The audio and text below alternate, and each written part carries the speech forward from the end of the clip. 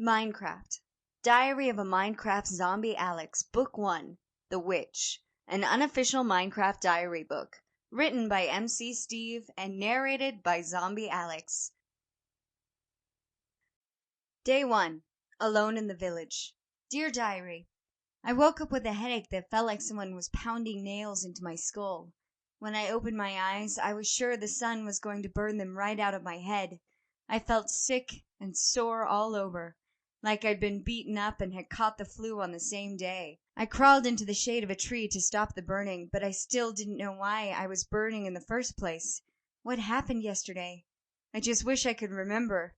I stayed in the shade under the tree for what seemed like an hour before my headache finally went away.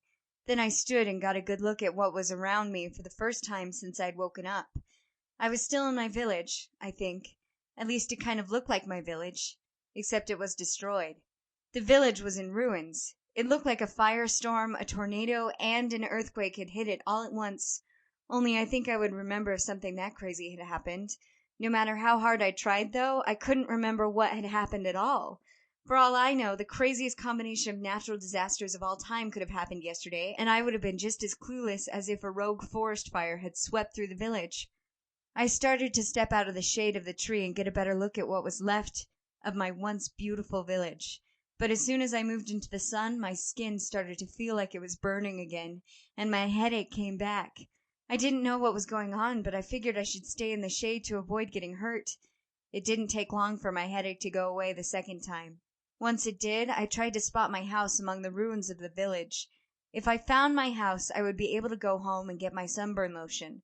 Once I had that, I would be able to go out into the sun again.